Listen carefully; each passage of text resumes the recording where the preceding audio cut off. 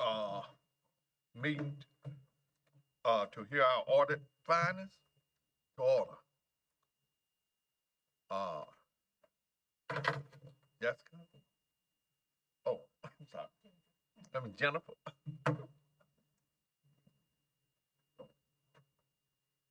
I'm sorry, baby. Thank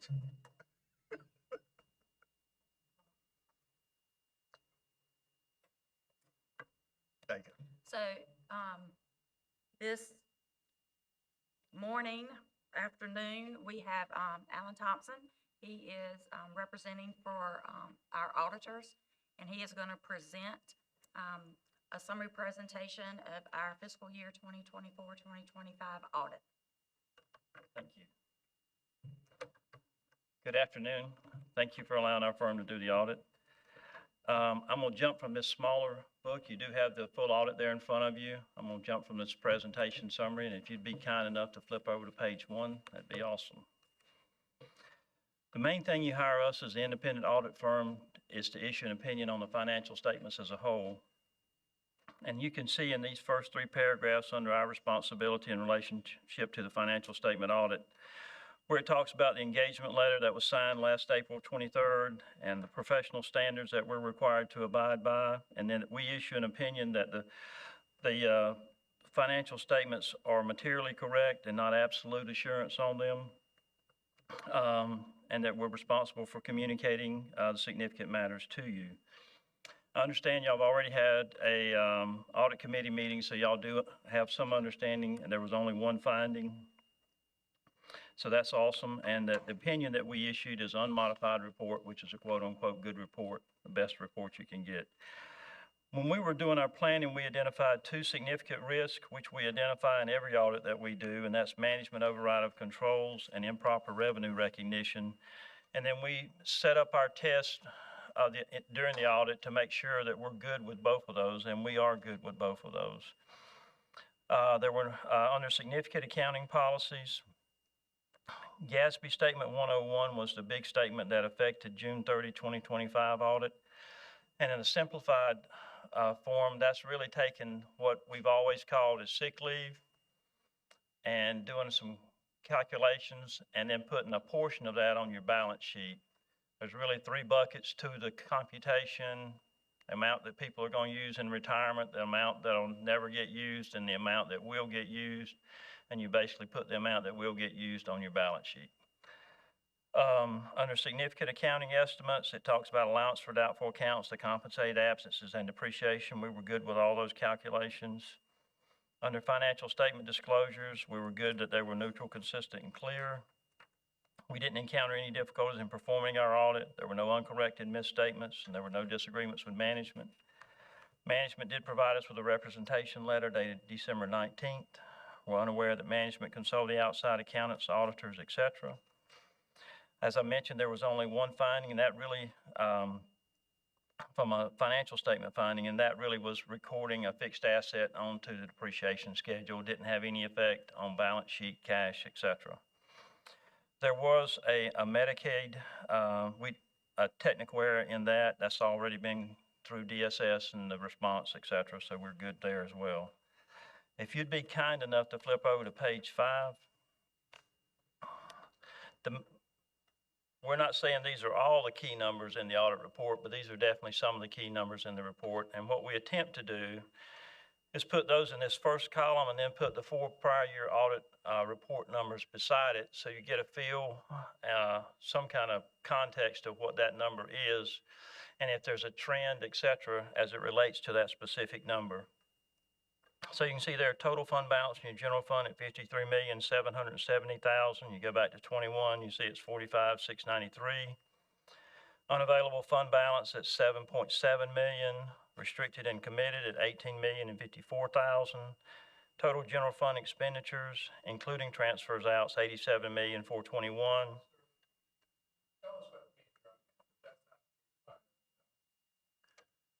In the smaller document. I'm sorry. So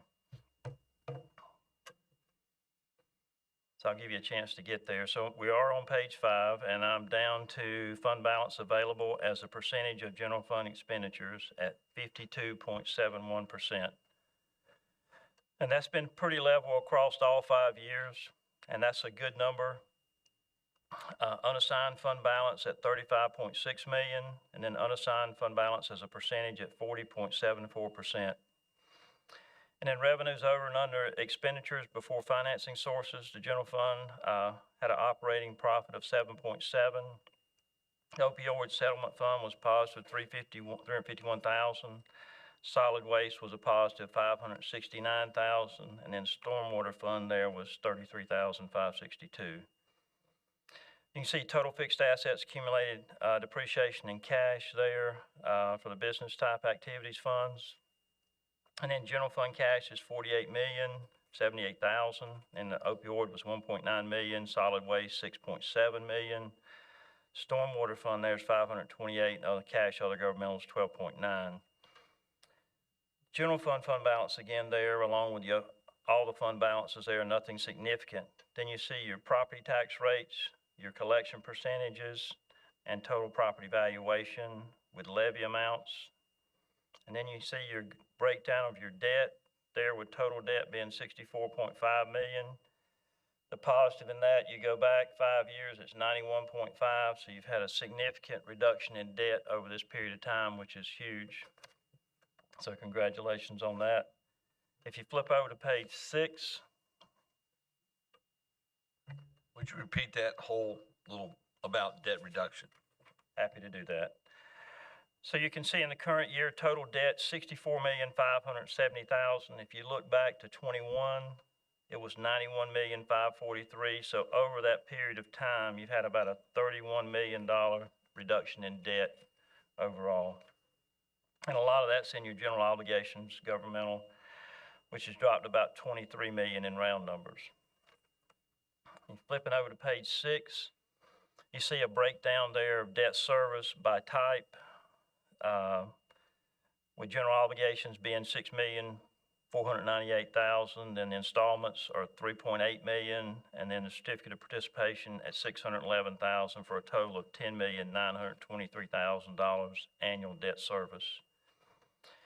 You see a breakdown there of your general fund revenues, total being 91.6 million, and your expenditures being 83,887,000. If you flip over to page 7, you can see on the top the bar chart with total fund balance in blue and restricted in red. On the bottom, you see your analysis of fund balance available with the counties in blue and your group weighted average there in red at 52.71. So you're slightly ahead of your group weighted average at this point. And then on page 8, the top shows an analysis of unassigned fund balance as a percentage at 40.74, which is a good number.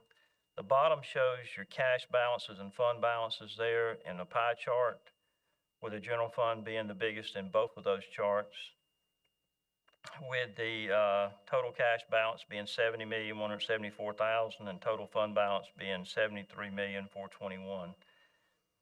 This is just a quirk accountants probably like to look at, but if you noticed, I think in your solid waste fund, where most of your fixed assets are on that page 5, you had a positive 11,416,000 minus your accumulated depreciation is 2,275,000. So traditionally that would tend to mean that your net position would be higher, significantly higher than your cash. But because you've got some accrual for landfill closure cost that will happen over a long period of time, accrued as a liability, it causes the two of these to be fairly close together. On page 9, you can see analysis of cash and fund balance, other governmental funds. And you can see lots of numbers and pointing and whatever, with the two biggest being there, the Triangle North Fund and the General Capital Reserve Fund. And total cash being 12,932,000 and fund balances being 11,731,000. On page 10, it shows your property tax rates and the group weighted average, pretty close for the current year. And then the group weighted average for collection percentages, along with the counties there in blue. 99% is a good number. And then on page 11, you see a debt analysis there, excluding compensated absences there of $32,419,000 again for your general obligation, and the pie charts all around being the almost 50% in general obligation bonds. And same thing true on the bottom where we're talking about debt service is 59.49% of your total debt service. Page 12 shows your general fund pie chart there with ad valorem taxes being the majority of that. And on the bottom, the pie chart showing the expenditure percentages with education being the largest at 26%, then human services and public safety being, I think, the next largest ones. Page 13 has that one, they call them FPIC, Financial Performance Indicators of Concern, which is more about not recording that fixed asset, but that's all good. I think the response has been prepared to the local government commission, et cetera. I'm happy to answer any questions now or after you've had it for a few days and we have another big snow and you don't have anything else to do but read through the whole audit report. You're welcome to give me a call. If I happen not to be at the office, tell them, give you my cell number. I'll do my best to get an answer to your question. Anyone have a question? Oh, I appreciate your presentation. And actually, I don't have questions. I have two quick observations that I think might be relevant to the board. The first of which is, you remember there was a page with a group-weighted average of total fund balance, so not just unassigned, but total fund balance, and that we were right in line with, that's not every county and municipality in the state, but I think goes to show that what we carry in fund balance is very common, right? Is a normal amount to carry. I think there's been some suggestion that we're carrying way too much or that it's unusual or poor practice or something wasteful, and I don't think that's accurate. The other thing I wanted to mention is you may see the unassigned fund balance percentage at 40.74%. And I think we've been through this with, I hope all of you, at least most of you, kind of an explanation of the change in unassigned fund balance. And once we have accounted for, sort of effectively as of July 1, rolled over POs, reappropriated grant funds, and all the other sort of stuff that basically just immediately reappears in the following year's budget. Effectively, July 1, we were more in the, a little above 37%, 37.5%, something like that. And so to me, that's more of a real number than the 40.77 is it's accurate, it's correct, but in terms of kind of money that's actually still sitting there today is not accurate. I have a quick question. This is actually for, I think, more for Drew. The solid fund, waste, are they paying us back? That is still on track, I believe, yeah. They are. Yeah. That monthly payments? Okay. What, how far out? 5 years, 10 years? What are we looking? 15 maybe we were looking at? I think it was 15.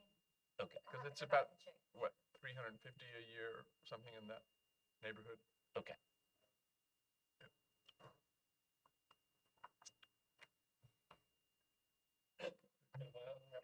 I don't have a question for him, but I do have a question for the county manager after he leaves.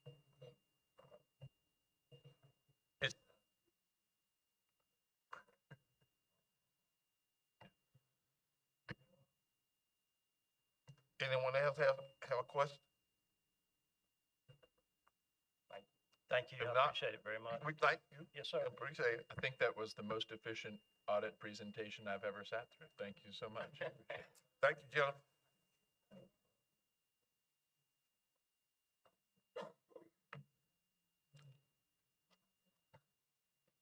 Okay, so can I ask a question now, Mr. J? So, County Manager, I looked at our capital improvement plan and I look at how we're gonna pace it.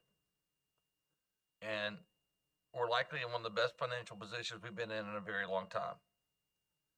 I would just like to kind of hear the rest of the board members talk about, okay, how can we get it moving and get it moving in a more expeditious and better a tempo that's getting these things done in a way that the people can actually see the results of their revenue that's been set aside. And so that's just, I know it's a general question. I know he's got bandwidth of personnel. I know all the other things that go with that, but just a general comment as, because what I'd like to see is I would like to see this commissioner speaking, the tempo, see how we can accelerate the tempo while we're doing well. I think that the staff that you have are keeping the tempo going as fast as we can. We did get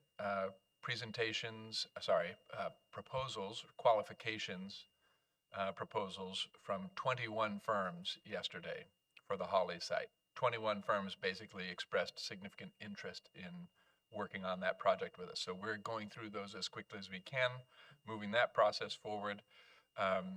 Also in the last week, have been reviewing sort of draft space needs analysis that I think will really guide our decision-making with respect to courthouse needs, with respect to county complex needs. So I think we're doing what we need to be doing. There is kind of an order of operations that you have to follow for it to be a sensible process. But I do believe that we are attacking that as quickly as we can, acknowledging that we're down a couple people in the middle of budget season as well. Thank you. It's all good. You know, if I can blink my eyes and it would happen tomorrow, I'd be happy. But thank you, County Manager, for your report. Okay. Anybody else have anything before we seek to close? The only thing I'd like to say is that thank you to Jennifer and her staff. It's been one of the best audits since I've been on the board, at the best. And anytime you have a 5-minute audit presentation, that's a good sign. When it's an hour, that's not a good sign. Yeah. I've been in a few of them, and I can tell you the longer it is, the more problems you got. I would like to piggyback on that a little bit, right? When you pay attention to the detail of how our unassigned fund balance has recovered to where we want it to be, two things that happened, which are a good example of kind of us paying attention and minding our financial shop, are that we paid off some debt early with interest savings, and that our earnings for investing idle county funds was much higher. So, you know, it is little things like that that slowly put us into a much better position to do the things that we need to do. I appreciate you too. I also want to especially appreciate Jessica Todd.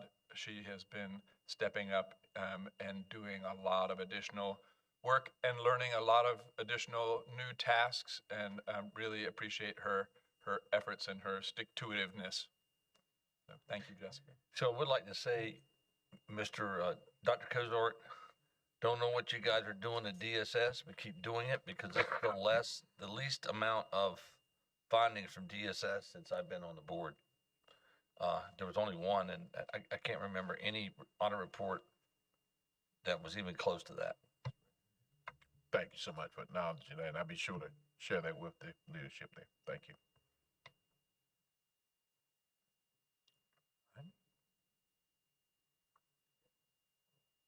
Oh, do we have a closed session? Okay, I don't think so. Does anybody need one for personnel or anything else?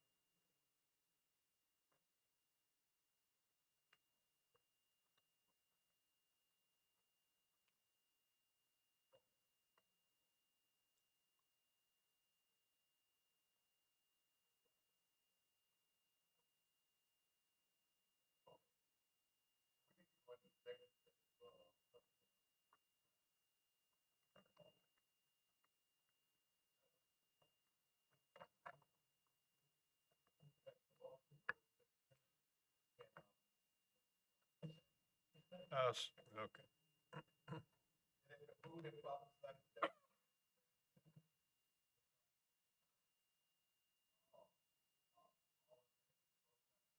Uh,